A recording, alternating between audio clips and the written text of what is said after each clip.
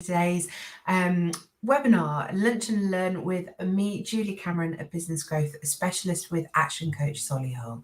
So what are we going to talk about today? Well, okay, let's get started.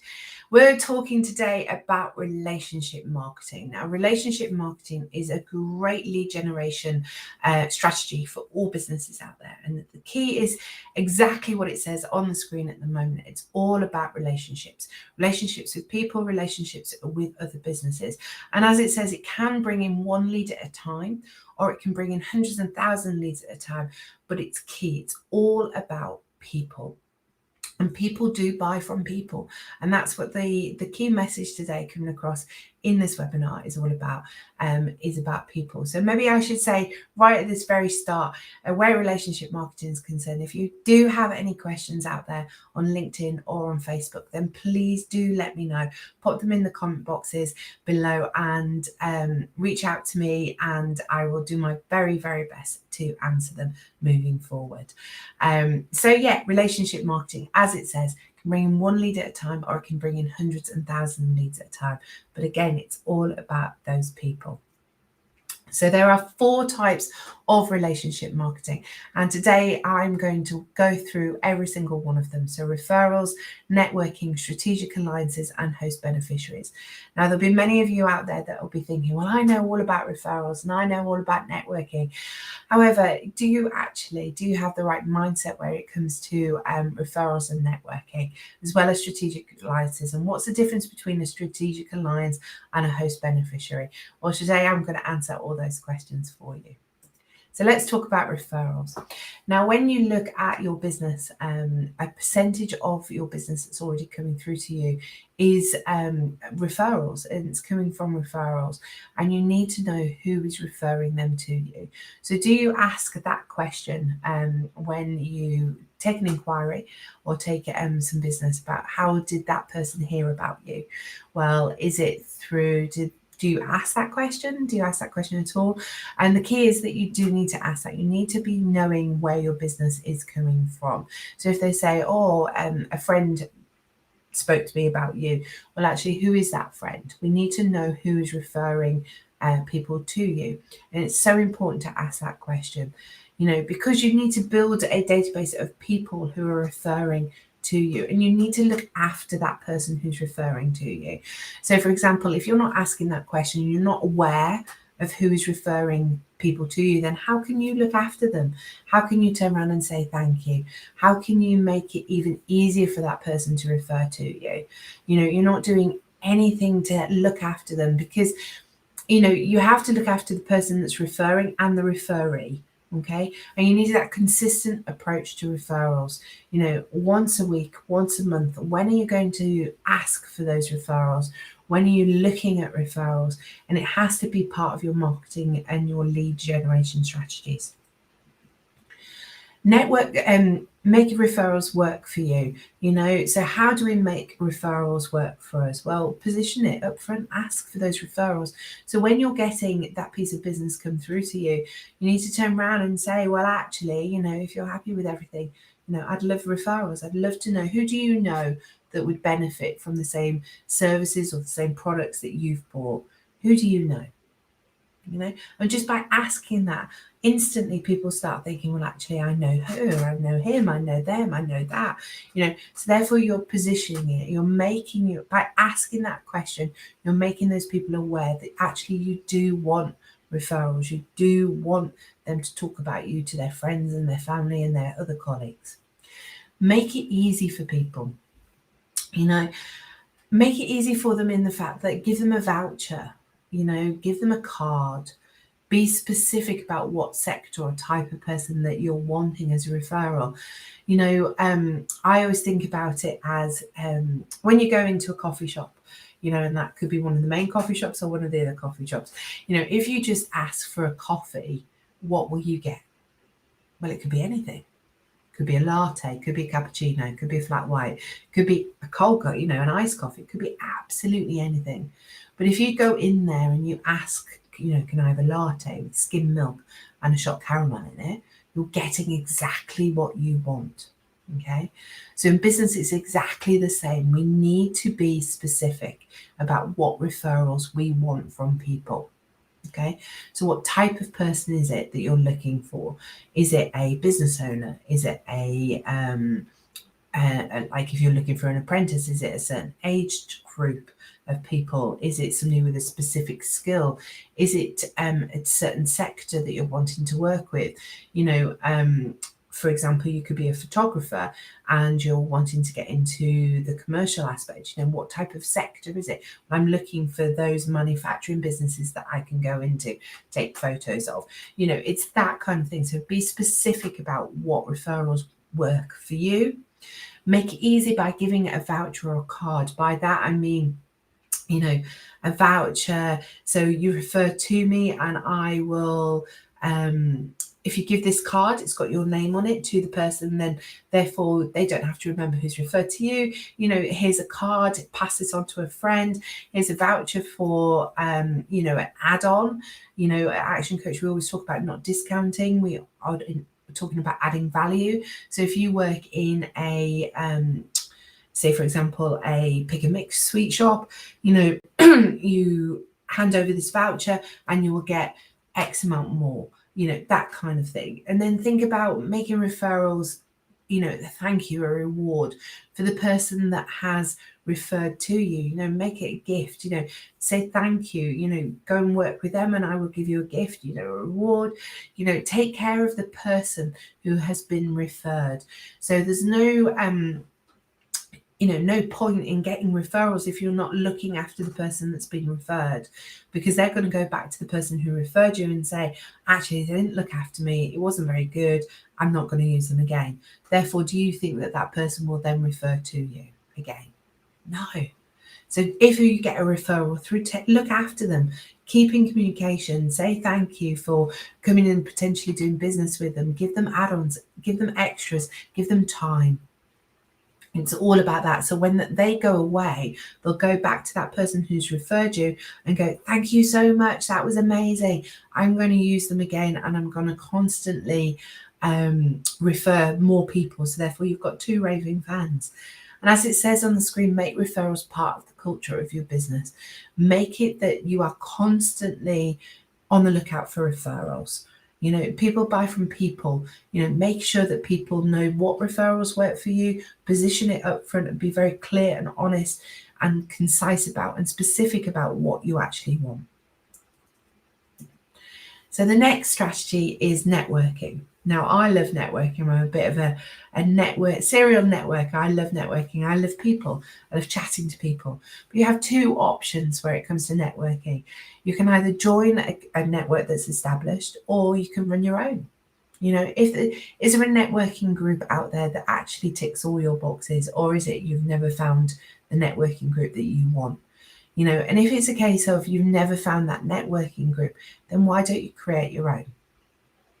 Why don't you run your own networking group? Because I can guarantee that there'll be people out there that are looking for the same element of that networking as you are. But there are lots of networking groups out there. And I was just talking to somebody a little while ago saying that it has to be, remember, it's finding the network that works for you. Okay, it's finding the people within the room that work for you, that you have got can build relationships with, that will potentially do business or pass business to you. So you may go to a group and love the people, but actually you're going there for a business reason. So can you actually work with them? Can you pass business to them? Or is it just a social? Is it just a jolly? So really think about the networking groups that you're going to. There's loads out there. There's B&I, there's Bob Clubs, there's Cognates, there's Love Biz, there's many, many more. Those are just a few that I know. But actually, they're all different in their own right. So actually finding a network that works for you and works for the market. Where are your niche? I always say to clients, where are your customers hanging out? Okay, where are they? What are they doing? Which networking groups are they going to? So if your niche is women over the age of 50, well, actually, are they going to, a breakfast meeting? Are they actually there? or is that more male orientated? You know, if you're looking for manufacturing businesses, are they actually at the, you know, a business meeting early in the morning? You know, it's things like that. Or actually, are these people hanging out in their own specific networks? You know, and what's key about networking is remembering that everyone who goes to networking is looking to sell. No one is there to buy. Okay, so if you're going into that networking event thinking that everybody's going to buy my product, everybody's going to buy my service, then you're completely wrong. You know, nobody is looking to buy when you go networking, and everybody is looking to sell. So if you change your mindset and you go to a networking event to build your network, so the key is in the word, you know, network. Okay, so you're going there to build your network, to get more connections, to start building those relationships with people. And you get then people will then become your sales force. So they're the ones that then go into other networking groups and say, oh, you need to talk to. Oh, you need to talk to. Because those are the people that when you're starting to create your sales force become your raving fans. And they're the ones that we want to build on. So change your mindset when you go to a networking group and look at it as building your network rather than looking to sell. So go with a goal in mind. Okay, so when you're attending a networking group, go with a goal in mind, and that could be 10 new connections, 3 coffee chats, and 1 actual meeting. You know, and if you go with that goal in mind and then you achieve it, then that networking group has been brilliant and has been good. You know, but if you don't go with that in mind and you don't go with a specific goal in mind, then is the networking just a nice chat? So always have a goal in mind when you go networking. You know, make it easy for them to become part of your sales force. You know, we always say with Action Coach, you know, we need to make people experience what we can do for clients. So therefore, put those people through your sales process on the understanding that you're just educating them, you know, to give them the experience of what anybody that they refer to you would actually experience.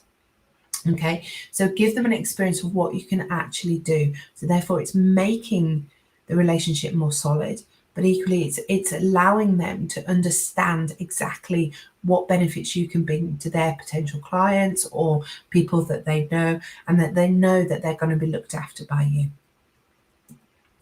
Now, the key with networking is follow-up. You know, follow-up is absolutely key. So if you go to a networking event, it's an hour and a half, and you're just chit-chatting with a few people saying, well, that's brilliant, you know, of course I'll be in touch. And then you're not in touch. What impression does that give of you? Okay. What is that showing? Does it show that you care? Does it show that you're wanting to build that relationship? Well, no. So therefore, follow up. And follow up is absolute key, you know, and it's where the relationship is built, because you're more on a one-to-one. The pressure's not off that you need to work the room, you know, all of those things. Okay. And a brilliant question to ask, you know, good questions to ask. Think of good questions, you know, think of those questions that are going to get that other person to open up about their challenges in their business, how you could potentially help them and solve them, you know. And brilliant question to ask is, what can I do to help you? Because it's what's in it for them that matters. What's in it for them, what's in it for their business. And it's the same when we go back and when we talk about in previous sessions, in previous webinars about emails and the subject title and things like that. Remember what's in it for them. You may want to say, well, I'm brilliant, you know, and all of this, but actually it's about what's in it for them. Can they increase their sales? Can they increase their revenue? Can they become the best? You know, what's in it for them? So what can you do to help them is a perfect question for them to realize that you actually want to build that relationship and you want to forge something concrete for the future. Strategic alliances. Strategic alliances is a great relationship marketing strategy. And this is where you're looking at businesses who have the same type of customer as you. Okay. So I want you all to think about what business has the same type of customer for you. And I want to say, look at that circle of business, and I've got on the screen, you sell turf. So if you're a turf seller, who comes before you and who comes after you in the circle of business? Well, actually, who comes before you is that landscape gardener. That landscape gardener who is actually out there, creating masterpieces in people's gardens, but they need turf, they need garden, they need that aspect. So they come before you, but then who comes after you? Well, what do you need to cut the lawn? You need a lawnmower. So they come after you. So all these businesses have the same type of client or the same customer as you.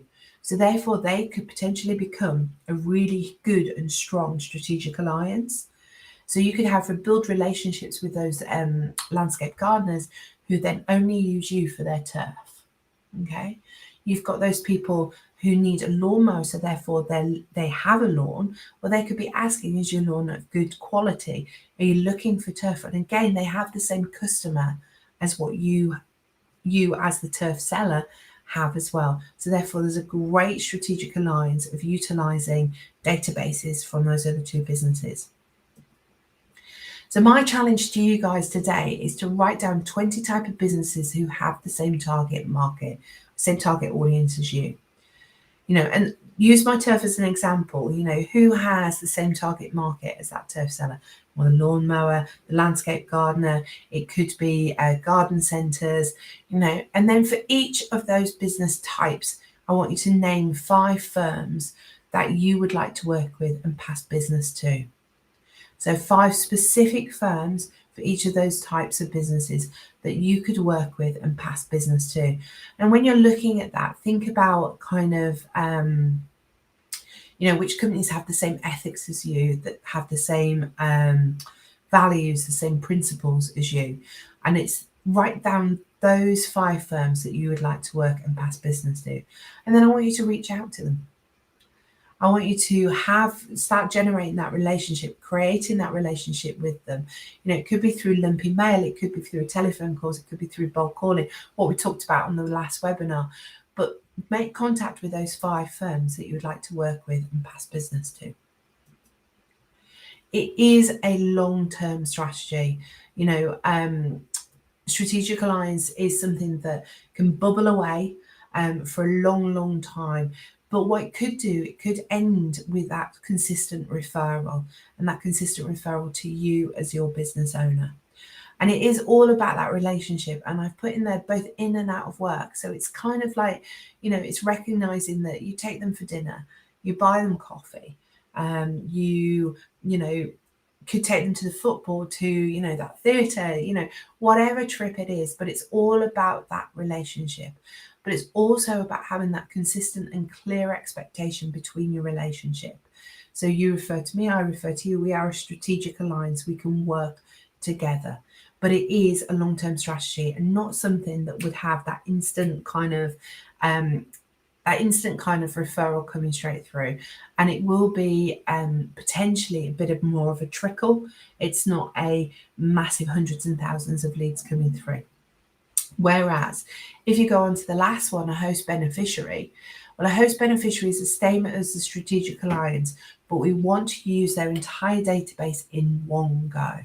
And what I mean by that is that is coming up with an idea that is a win for you, a win for the other company, and a win for the customer. So a classic example that Brad uses at this point, and Brad Sugar's the owner and founder of Action Coach, is that he was working with a retail shop that dealt with women's clothing, and he went along to got them to go along to